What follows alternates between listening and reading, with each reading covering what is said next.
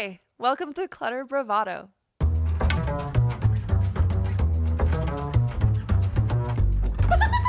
Yes, and it's the energy. It's not just about the stuff. So we should probably just get into it, right? Let's go.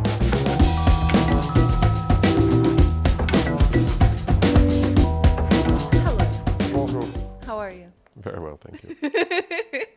We are here on a Monday. We love Mondays. We love Mondays to do our intro. Yeah. How was your weekend? It was perfect. Yeah. Yeah. Yeah. It was relaxing, which I needed. Really? Lucky duck. I had such a busy weekend. Saturday was like a million different things, and especially after working our butts off in San Francisco. We were up in San Francisco last week at the D'Souza Hughes showroom, and we were hosting and moderating, like, not really a panel, but doing an interview, like a live episode at the D'Souza Hughes showroom in front of people. And I can't wait for those episodes to come out. I'm so excited. 3 really inspiring designers, lighting designers. It was really fun. It was really fun. And we also had like other guests, sort of. So, I mean, I don't want to spoil it. You're going to find out. We'll talk about it more later. But we had some people pop in from the audience. We had some, I mean, it was a really, really good time. And I had such a great time at the dinner. We did a dinner with, at D'Souza Hughes in the showroom. They set up a beautiful long table. It's maybe like 40 people and lighting designers and interior designers. And, a lot of our friends were there, and it was the meal was delicious too. Yeah. The meal was really good.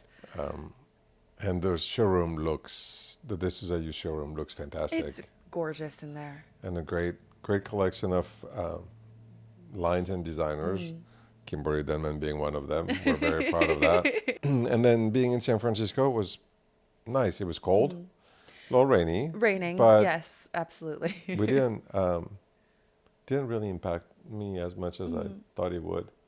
It was fun. So this is the second time that we've gone to San Francisco together. It's my like 4th time in San Francisco ever. But I had a really lovely time, and I really like the design center there. I feel like, especially, I mean, the D'Souza Hughes showroom is spectacular. The layout is gorgeous, and their entire collection is, I mean, every single piece. I think I did the same thing that I did last time, where I'm like in there sitting it down. I'm like, ooh, I love this. Oh, I love this. Overall, in that building, I feel like there's just so much creativity that's happening there. And you ran into a bunch of your old friends, which was honestly really funny to see, because you haven't been there in Since how long? 08, 09. So Yeah.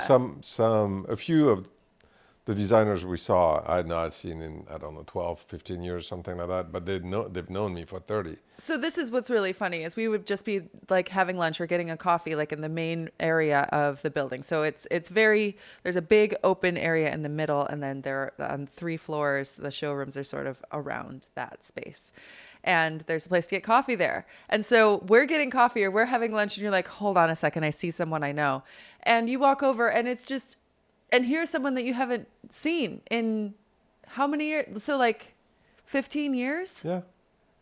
That's crazy. It was so cool though. And I got I had the opportunity to meet them as well. And just people that have been in the industry for a really long time, who've been doing it, who are really good at it, who have clients that love them and they love their clients. Like I love seeing that sort of like veteran designer at work. Mm-hmm. It's really cool. And they're just, at the end of the day, they're passionate about it. And, their clients they've had for, some of them 20 years. So Yeah. they are just keep going, and they're finishing. Someone is doing a new house for them down here, which was really fun to listen to, and it was such a cool project. And it was funny. She found a photo of a chandelier she bought from my antique shop, right. probably 25 years ago, 28 years ago. It was crazy, blast from the past, but it was really fun. And at dinner, I sat next to Kathleen Navarra, who I've known for 30 years as well. That was incredible. But then we met, there were new people or people that Christy Will was fascinating. You were sitting next to Geddes, which was great. He's an incredible architect and just an overall like fascinating person. So I really liked that too. That dinner gave us an opportunity to really connect with people. And when you have a sit down dinner experience, it's different than an event where you're just sort of like walking around and chatting with people or having cocktails or something. You're sitting down and you get to really dig a little bit deeper, which is something that you get to do here all the time. And I thought that, being in the showroom again for 2 full days, and talking to, we talked to, John Pomp, Yeah. Jonathan Browning, And Alison Berger. and Alison Berger. She was fantastic. She was Can't wait. fantastic. But it was Yeah. really fun because we shared experience, we shared ideas. It was really motivating. At least, it was motivating. It was also a little bit inspiring to be listening to them. Yeah. And you're like, okay, let's keep on designing. Let's keep on creating. We on the way home. So then, of course, we have like a very long drive home. And during that drive, what was really cool was we took so many notes of just like, well, I took so many. You were driving, but but just like things like when we were inspired by something, how to maybe implement that, or how we can continue to grow what it is that we're working on with the podcast, and also with my own design business, and then with Kimberly Denman, and just ways that we can sort of branch out and grow. It was such a fertile ground for that sort of inspiration. So I really appreciated that. That was wonderful. Ooh, speaking of, I'm working with a client right now that I'm absolutely in love with, who's so cool and so fun. And to really get creative from the beginning of a project is like, I'm so thrilled and I'm so excited about it. It's really, really fun. And really, allowing myself to apply the things that I've learned, to grow my own business, and the things that I've learned here and the things that I'm picking up in San Francisco, like to grow through working with clients. I'm so grateful. Good. Yeah. Oh, that's funny that you said that, because this morning I woke up and I was like, you know what? Grateful is what I'm feeling. Yeah. And I want to keep that going. Yeah.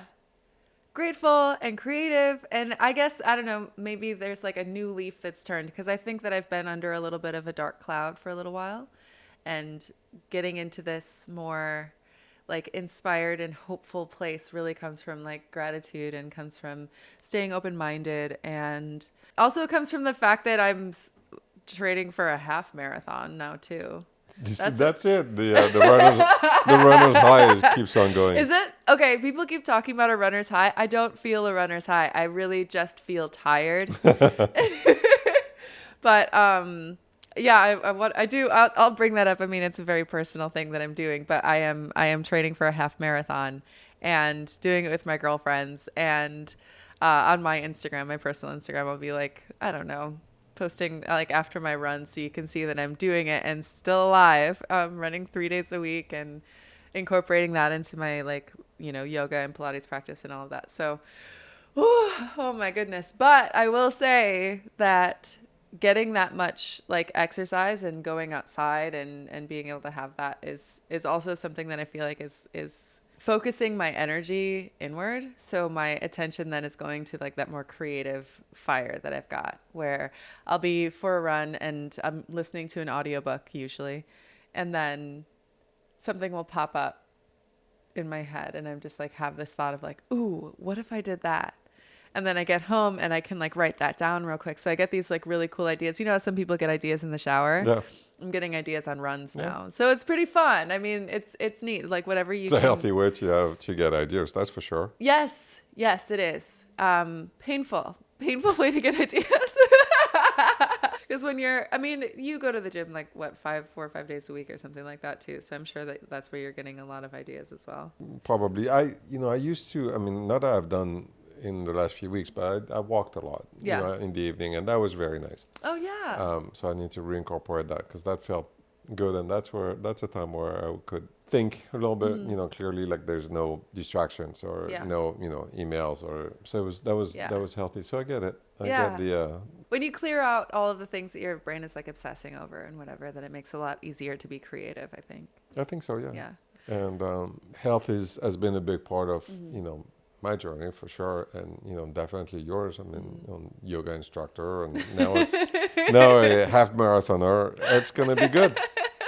I think so. So, speaking of people who are very healthy and also very creative, our guest today, I'm actually kind of astounded by him. I loved sitting down with him. He was really fascinating, really interesting, and also kind of funny. And so he is a designer that's been in Los Angeles for a very, very long time. Originally was working with Rose Tarlow at the beginning of Rose Tarlow before the brand exploded into what it is today. And it's been a cornerstone of the design community. He knows Yeah. everyone. He's really knowledgeable. So it was really interesting to sit down with him and listen to him talk. So today's guest is Robert Steloff. Should we get to it? Let's go.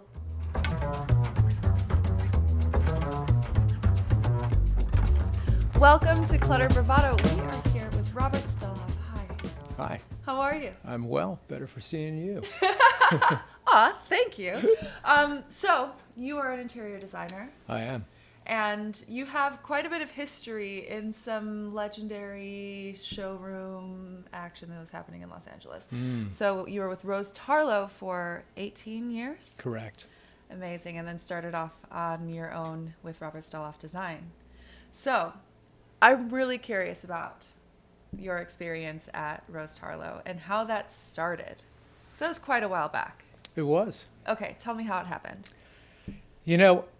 Fortunately, I joined her business in 1994. Okay. So it was during a time in the industry before any of the big guns got involved in mass production and fabrication and manufacturing. So it was still very organic and very small. Believe it or not, 5 people at that Really? time. Yeah. To such a point where we were moving things around in a moving van rather than an actual truck. So, we grew the business rather quickly during a time in Los Angeles that everything was being made in Los Angeles. And we had an elite pedigree of clients and designers from around the country. The old guard, many of whom are now gone, unfortunately. But it was great. We got to do everything from dealing with the workrooms and our finishers and our prototypes and seeing everything come to the floor and test it out in the marketplace. So in that, you're running a showroom. And so from the beginning, when you first got started working with her, were you working with her directly? I was. Yeah. So when you first got started working with her, what were you intimidated by at first? I wasn't. Nothing? Were you just confident from the I beginning? really honestly wasn't intimidated. Oh, okay. by So it. you just walk in full confidence. He's a New Yorker. He doesn't. Oh, okay. Yeah, I wasn't really quite intimidated. Bear in mind, which Yeah. you probably may not know, but I came from the film and TV business. So Okay. I literally just transitioned to my absolute other passion, which was architecture and design at that point. Okay. I love that you said that because I Googled you. I Google all of our guests. And I saw this IMDb for a producer named Robert Steloff. 'Tis I. Oh, it is you. Okay. Yes. I'm glad. That's really interesting. There were 3 big name films that you were on, I thought, or more recognizable. I didn't note them though because I was like, maybe there's another Robert Steloff. Okay, tell me about that. I want to get into that. Tell me about your experience in the film industry. I was kind of born and raised in it. Yeah. My mother was on Broadway. Okay. My father was a producer and distributor, so I was actively involved in all aspects of it. I was involved in production, distribution, exhibition. We had acquired the Landmark Theater chain at one point. So, wow. in the late 80s, I had produced a television movie called Stagecoach, which was, really one of the great projects because, of course, it was Willie Nelson and Waylon Jennings and Krista Sofferson and Johnny Cash. So that was wonderful. Wow. And again, the passion that you have in the film and TV business is really not any different than the passion that one sees and gets to experience in our business of design today. Yeah, I feel like the bridge there is when you have an idea of something in your mind or how you want to tell a story, you can do it in so many different ways. And so that's why, like, I'm a multi-hyphenate artist. I do a lot of different things, and I'm creating things all the time. And it's because there's something that I can visualize or something that I can see that I want to make into reality. And through architecture and design, you have the ability to do that within a space, or creating a space that people can live in and like have a story, have an experience there. And in film, you're creating something similar, but for an audience that might be sitting outside of it and wanting to immerse themselves within it. Completely. I Yeah. mean, we are storytelling. Yeah, exactly. You know, we are just telling somebody else's story. Yeah. And trying to make it the best story and best version of it they can live in. Yeah. You So know? what inspired you to leave the film business then? You know, during that time, it was not unlike today in our business or most businesses, but it was the early 90s, and you know, Wall Street was getting more involved in the film business and trying to match projections and trying to create margins based upon a publicly held company, which we were. You know, you lost the art in the in what you were doing, and finding material, how you produced material, how fast you needed to make material and get it to market. And I didn't fall out of love with it, but this was an industry that I'd always loved and was supposed to go to school to become an architect. Never did, and it was the time, Yeah. you know? Yeah. Do you feel like that same process that's happening with the corruption of the heart of the film industry, that's happened in interior design as well? Completely, Yeah. completely. Go into that. You know, I think that fortunately we have some fantastic interior designers today. I think we have a better collective pool of designers today than we did many years ago. And I think as a result, it's probably much of it is either social media, unfortunately, and exposure, and what we have at our fingertips readily available. However, there are just so many people that are copycats, and we have a lot of companies that have harmed our business, and they've harmed the creative experience. So by the time we make it to market with smaller materials and or pieces, they're already out in market because somebody has sourced it. Yeah. So, you know, it's piracy, Yeah. essentially. Yeah. And that's always happening in film and TV. Completely. Completely. Yes. But what's interesting, because you don't know that, but Robert started on Melrose Place, and Yes. we went there. Yes. And try to give it a, because I agree with you that now there are some incredible interior designers.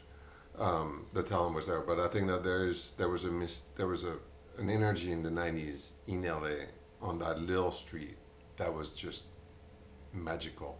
Just describe it a little bit, because it's like all those people.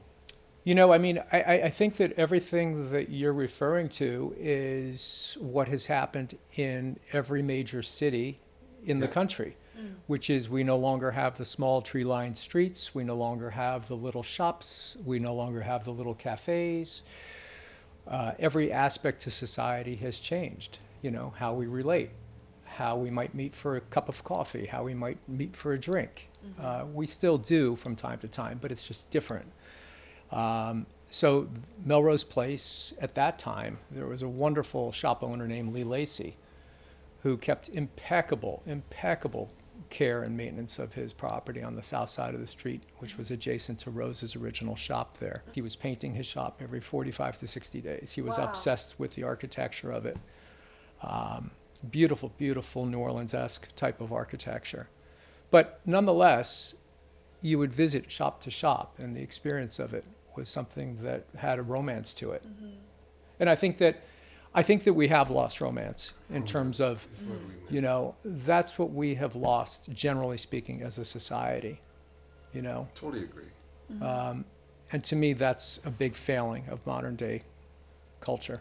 It's in so many elements of our society as well. Because what you were talking about with film and TV, the way that cinema is intended to be consumed is you leave your house, you dress up, you go out with someone, you go to a place, maybe you get a bucket of popcorn or whatever, you have a seat and you sit and you are fully immersed in the story that's being told in front of you. And now so many things are coming out on streaming. You can watch it on your phone. David Lynch has a whole thing about that.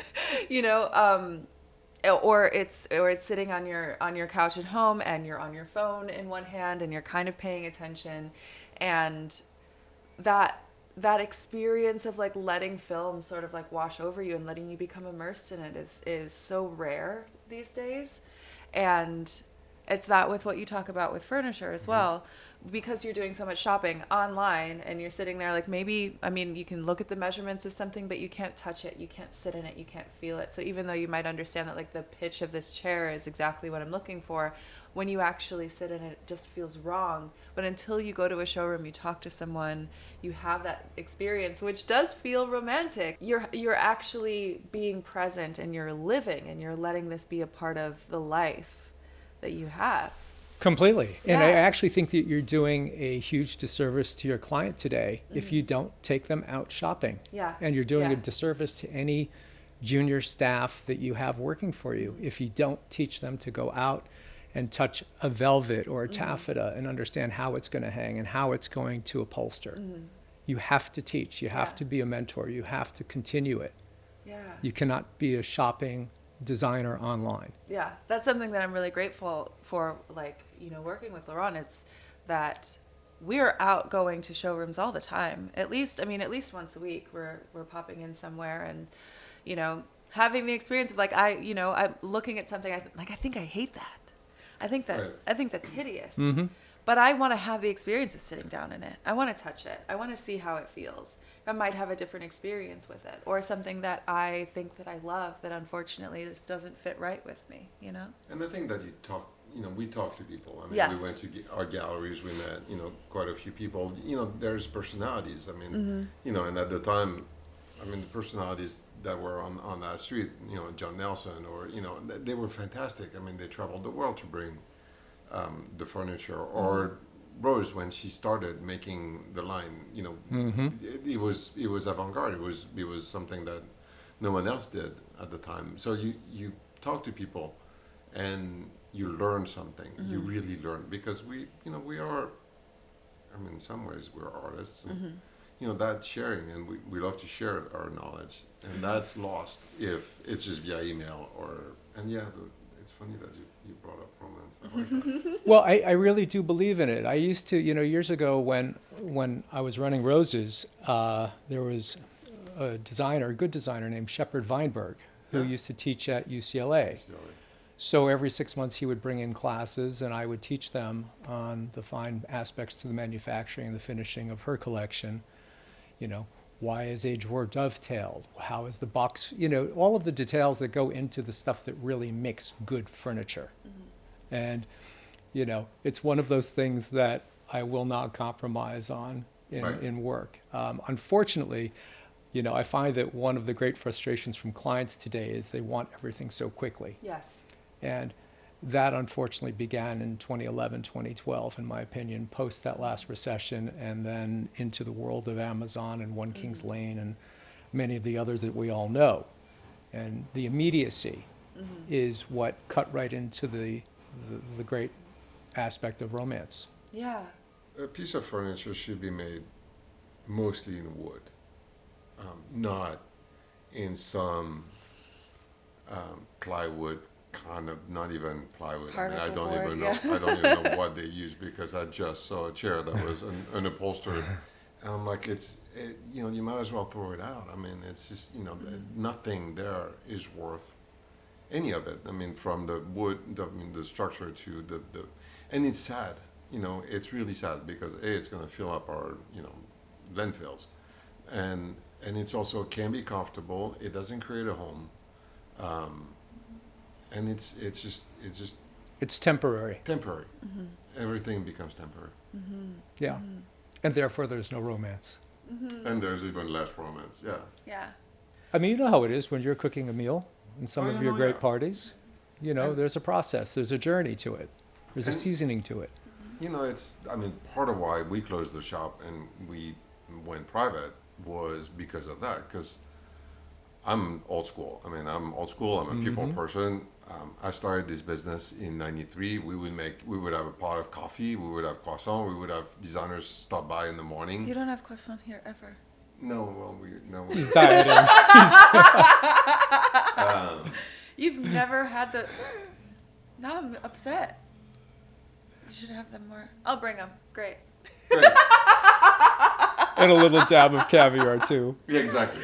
Just a No. dab. Yeah, now you have, now we don't have croissant, we have scrambled eggs here, but okay. But it was fun. It was, you got to really connect. You got to listen to what people needed. It was just an amazing thing. And then it's we closed in 2016 because suddenly it was like, send me an email, send me a photo. I'm like, I have a store, I'm here. It's like, okay. Mm-hmm. So we lost a lot of that, and that I didn't like at all. So that's why here, being able to show clients our furniture, cook, have that romance is fun. It's an experience. Yeah. Yeah. I mean, whenever you come here, I'm not saying it because we're here on the podcast, but it's an experience. Mm-hmm. You're in a very different type of romantic, wonderful, beautiful setting. And, one of my favorite parts of work is being in the workrooms. Mm-hmm. Right. I Yeah. love it. There Yeah. is, you spend the time, you give birth to something, and, it might be lighter, it might be darker. You might want more wire brushing or less wire brushing. You might want a step detail or not. But it's the process. Mm-hmm. And that's the process you don't get when you're shopping the retail types of places today. Right. Do you feel that that we are sort of experiencing a window of opportunity for that to have a resurgence? Or do you feel like we're sinking more into the technology-based lack of sensory experience with furniture? I see a lot of really great furniture designers and textile designers that are forging forward and building really great companies. I don't know to what extent they're being supported by the public or by the end user client as they were 12 to 15 years ago. However, I think couture is couture. And, Always will be, yeah. and I think that we're just constantly changing, Yeah, yeah. For the everyday consumer too, especially if people don't have the kind of budget for a custom piece of furniture, it can feel like its own luxury to be able to get something that's in the hundreds for a sofa that you can buy on Wayfair or whatever. Completely. Yeah. But I do feel like that isn't something that should only be reserved for the very wealthy. It should be something that like department stores. Right. Like there are no department stores anymore. The few that there are, it's awful to go in there, but they have very little. And anytime that there's something that you really want, they're like, oh, we have it online. Mm-hmm. But you don't get to have that tactile experience. And I do feel like the majority of the guests that we've had on here, and then also a lot of just people that I know are really craving that, wanting to be able to use their spare time to go have an in-store experience that's actually valuable, that's enjoyable, where you're working with someone, to walk into Rose Tarlow and to talk to you, they're getting to know you. There's a person there who cares about them and wants them to get what they're looking for, not just a teenager who's going to point you over to go over there, what you find is there, and if you can't find it, you'll get it online. That's not a really satisfactory experience. So I do want to get back to, though, where your Robert Steloff design. So when you first sort of branched off and you got out of the showroom, what was it like working with your first client on your own? I had been doing jobs while working at Rose's, with her permission. But the kinds of projects they were typically much more modern and contemporary, because that's when the showrooms that I would shop at often were open on weekends. So therefore I didn't commingle them during work hours. So, as I transitioned into that, the client was the client. The client never really changed. The design client versus the designer as a client. Yeah. They never really changed. Interesting. So I was able to kind of morph into that and Okay. transition into that, because there was just so much after 17, 18 years of being there that you learn either from what I consider to be one of the great masters in Rose. And, then of course some of the really great designers like Paul Vincent Weissman or Stan Topol. I mean, Marjorie Shushin, all really great AD 100 interior designers that they had spent 50, 60 years of their life doing this. Just amazing, amazing projects. Yeah. So, do you have a signature style or a way that you would describe what is your specific taste? I think that, and it might sound generic, but I always consider it to be more transitional. I was going to guess that. But always coming from a position of classicism. Interesting. I always think that great work, great pieces come from a classical, great piece of structure and design. Yeah, yeah. And then how that unfolds into modern day, because typically people want modernism. Mm-hmm. But I draw a distinction between modern and contemporary and transitional and modern. Yes, okay. Yes, as we unfold into each of the different areas. Yeah. Contemporary being much more antiseptic and cold. Yes. Modernism being a little more approachable, and transitional being something that is blending of all three along with some traditional.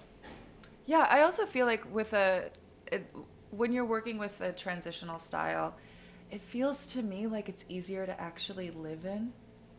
There are Completely. there are modern spaces, like I would consider this to be very modern, but it does have touches of antique in it, and it's really, it's beautiful, very easy to live in. But there are some contemporary spaces that feel so, like you said, antiseptic, that from the outside it looks really beautiful, but I wonder how it would feel to actually be in that space. Mm-hmm. And I'm like, obviously there's the client for that, but do you feel like there's sort of a trend that's like leaning more into that? Because that's sort of what I'm seeing a little bit. I do. Yeah. I think we've been trending toward it. Yes. Yeah. And I think that we are now kind of in a new space with it. Yeah. Very derivative of fashion, very derivative of architecture, and they're all the same things that we've pulled from, but the styles of those things are changing in every major city and country around the world. Because all of the arts sort of blend into each other and everything influences one another. Do you have a film that you love the aesthetic of, that's something that you incorporate as an inspiration for your design? I don't, because I still love all film. Yeah. If I had to look at something in what I think is one of the most beautifully shot and beautifully directed shows that I've seen in a very long time, I would probably say Ripley.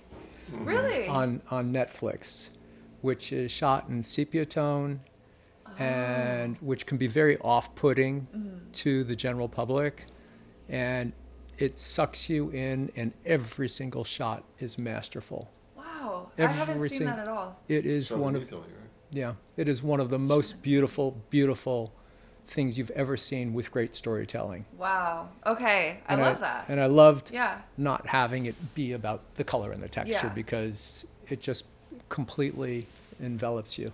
What are other art forms that tend to inform your design style?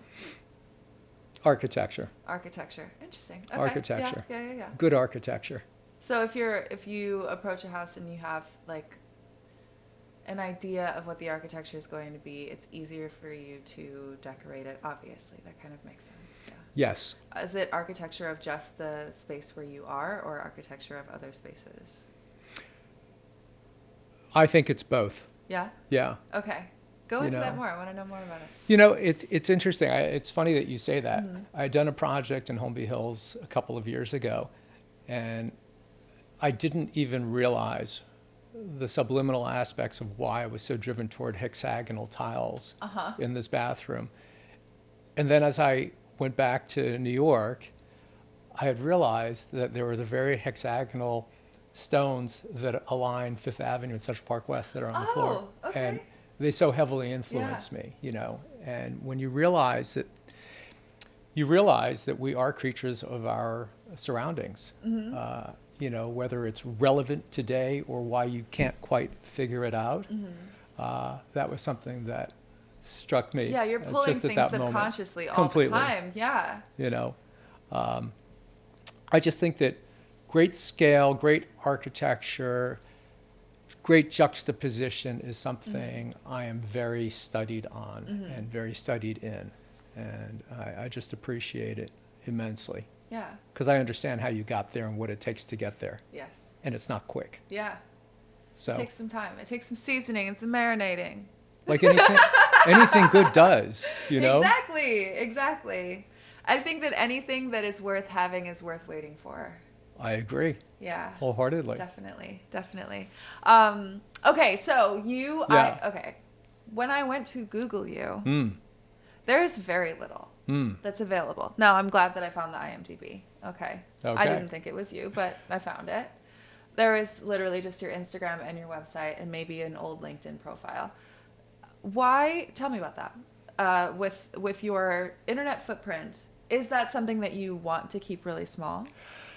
It is. Okay. It's I believe firmly in showmanship. Yes. I love showmanship, but I also think exposure and overexposure is something that is not something that I'm too fond of. Yeah. I believe in oversaturation. I think too much of anything isn't a good thing. And I think we're living in a world of too much Yes. and excessiveness. Yes. And it's like the company we keep and the friends we have. I think that mystery is a good thing. And I like to treat my own life and my own friends and my own family and my space in the same way. That's something that feels like a privilege of those who didn't have to do it in order to build themselves or to create their careers. I think that right now, like I'm in my late 30s and I'm on my probably 7th career, maybe 5th, whatever. And now, because social media is such a pinnacle, it is like the most important part of marketing yourself these days, unless you are, paying a PR company for it. But if you want to put yourself out there at all, you have to use social media these days. And I find it frustrating. I also kind of like it because I've gotten used to it because I do it a lot. But for you, when it comes to like finding new clients and people knowing you, it's really just through... It's all referral. All referral. It's all, well, yeah. I would say the majority, 95% of it's referral. Yeah. Which I love. Yes. Yeah. Because that means that the reason why I was referred is based upon either a space they've seen and or through the reference of the prior client. Yeah. So they've already gotten to know me before knowing me. Yeah. And that's a good thing to have. Yeah. And also that there's something that's really lovely about that too, because it's your client speaking about you in a positive way. Hopefully. And Yes. most of the time. And then, on social media, it's you telling everyone about you all the time. Like it's a very self-centered, we have a very self-centered society right now, which is really heartbreaking. It's so sad. I don't want any part of that. I've actually purposefully stayed off social in the last 2 weeks since all the fires. Yeah. I just didn't think that it was a time to post. I agree. I didn't think that it was a time to promote. And I think that what we've lost, generally speaking, is we've lost discipline, we've lost restraint, and the gates are open. And while I acknowledge it and I appreciate it for what it is, I don't want to buy into that. I understand, yeah. I like that discipline. So, because so many people are living on social media most of the time, we're not going out. And that's really what the crux of it is. So you have seen the evolution of Los Angeles, and I'm really curious about your opinions on it. You've shared a few. And the way that the city has sort of evolved, it's constantly evolving. I have opinions, and I've only been here for 10 years. So, but you've been here for quite a while from New York, so tell me about that. I don't want to get in trouble here. I've never fully understood why Los Angeles doesn't have a greater abundance of fine architecture. And for me, architecture is something that I think for everyone, it will change you as you walk past a great building. And Chicago, one of the greatest cities in the country of architecture, along with New York and some in Seattle and San Francisco, of course. And what I feel like that is consistent with what we were talking about in terms of fast-tracking life in society today is the modern towers that are void of character, that I don't think that evolves society. Yeah. I was referred to by city council in characterizing the housing crisis as people warehousing. And I do feel that way. I feel Yeah. like we warehouse humans Yeah. in the form of many of these buildings that are going up. Mm-hmm. So I don't think that it makes for a better society and a better city. I agree. So yesterday, I'm not going to talk smack about it, okay? I'm going to speak negatively, but with... Just talk smack. Okay, I'll talk smack. I went to a building nearby here, because I am looking for a new apartment, and I've never gone, like, really done a tour of one of the sort of, like, modern, like, the new apartment buildings that are going up. The boxes? The boxes. And I went into this building thinking, because from the outside it's gorgeous, the photos online are beautiful, and immediately they take us up to the rooftop. It's a very tall building.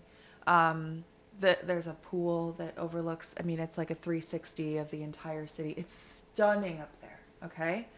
And then there's like a gym area that's like it's state of the art, everything, like amenities are amazing. And then you go into the actual apartment, and it feels, there's such it's a vacuum where soul should be. If I'm going to live in this space, it takes more than just putting a few of my things in here in order for it to feel like a home. Mm-hmm. And it's not created with a life in mind. Also, the faucets are ugly. They're so ugly. We can take care of that. Like the whole, no, that was like the first thing. But all of the rooms are very small. And even in these like, larger floor plans, like the bedrooms are really small. The closets are just, I mean, it feels like it was tossed together where they're like, well, I think this is what an apartment looks like, so this will work out. The quality was trash, and you're seeing gaps in between drywall, and like in the bathroom, there's a gap between the, like one of the pieces of the wall and the ceiling, and this is a brand new building. Mm-hmm.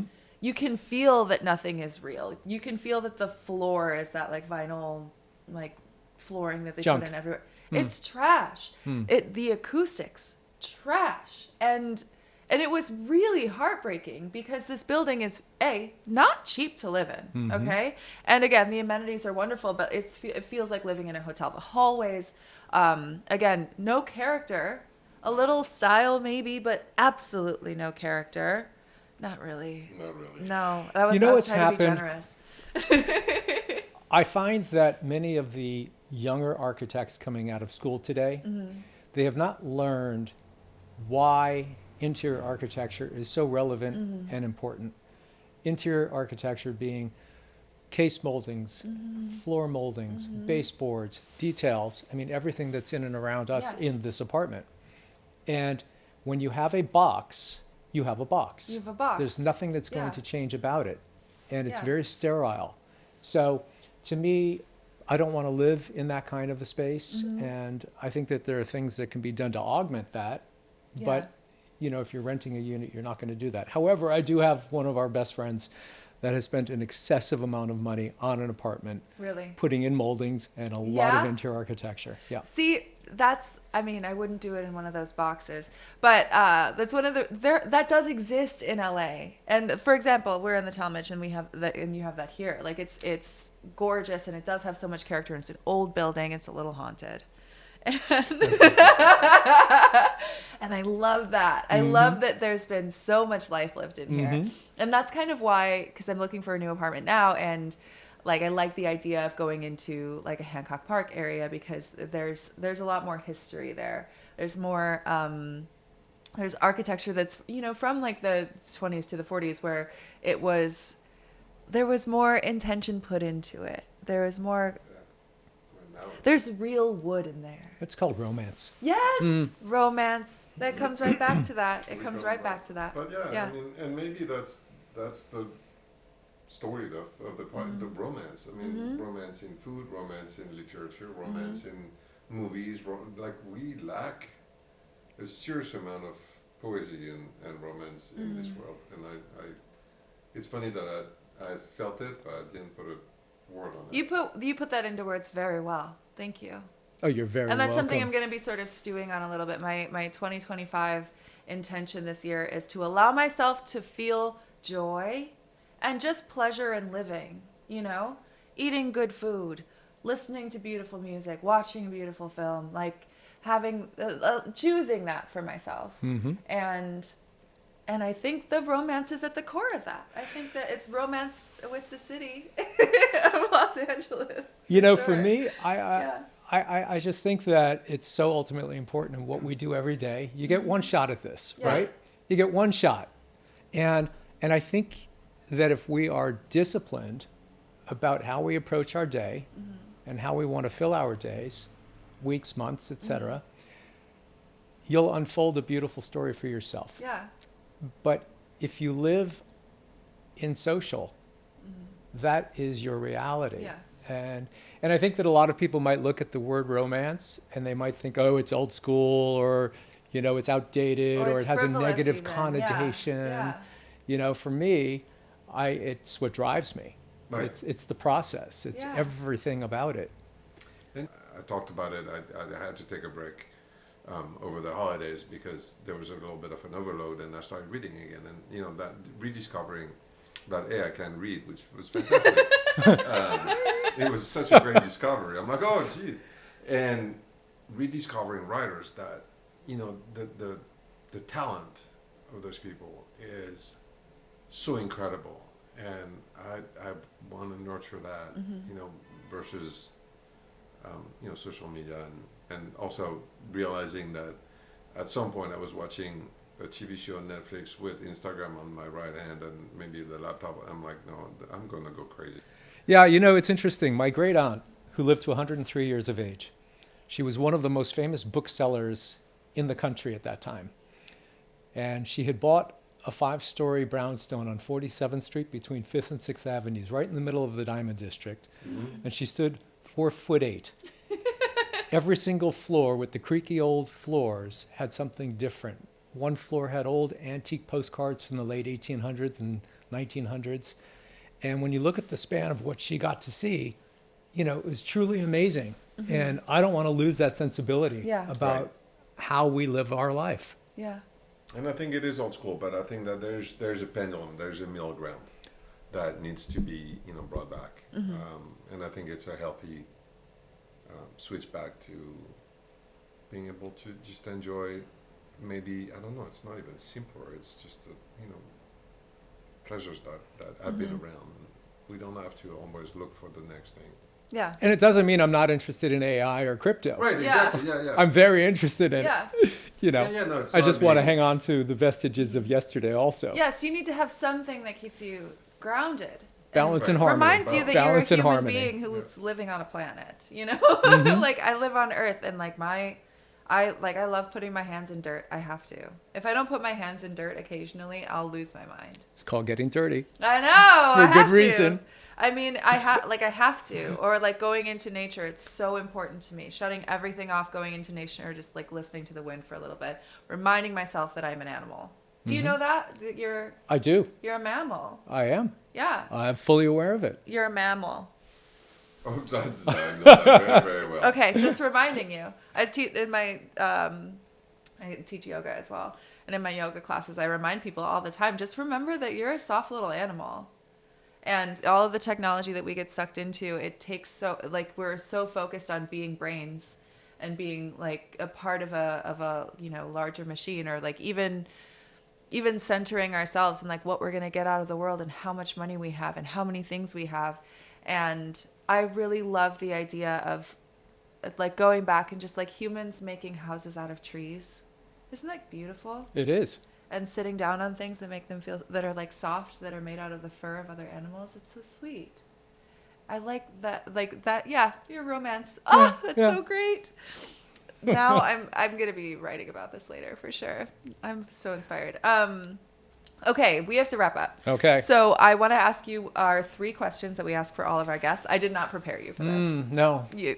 It was a surprise. Yes, I like to surprise people. We've prepared them sometimes, and they still come in unprepared. So let's just do it off the cuff, yeah? Why not? Okay, first question. What is the messiest place in your home? My studio. Your studio. Is it one of those chaotic, like everything's everywhere and you don't know where it is? No. Or everything's everywhere and you know exactly where it is? I know where everything is. Got it. Completely. Do you I ever function best in that Okay. way. So do you spend time like organizing it and getting everything in order and then it's all messy or all over the place? Or do you just kind of maintain the chaotic mess? I maintain it. Every day gets a Got it. reset. Great. Great. And that way I can mess it up all over Yeah. again. How fun. That's the creativity that exists in interior design that I love to hear. Yeah. Okay, second. What is your favorite place either in your own home or in a home that you've designed? In our own home, it would probably be our terrace. Because we live in a small home, but it transitions from the interior to the exterior quite nicely What area? in West Hollywood. Okay, yeah. So we're inside, outside. We live inside, outside constantly, Oh, I like that. daily. Yeah, Yeah. that's great. So that's my favorite space. Aw, beautiful. Okay, our last question. When you walk into a new space, what is the first thing that you notice? The architecture of the space, The architecture of the space. scale, proportion, Yeah. rooms, Yeah. You notice whether there's molding or whether it's just a box. completely. Completely. That's fantastic. It has been so nice sitting down with you. We're gonna have lunch too, so we'll have more of a chance to Bravo. chat, I but- love that. Yeah, thank you so much. You're I am so welcome. inspired, and yeah, romance, bringing it back. It was inspiring. Thank Yes. you very much. You're welcome, Laurent. Thank Thank you. you.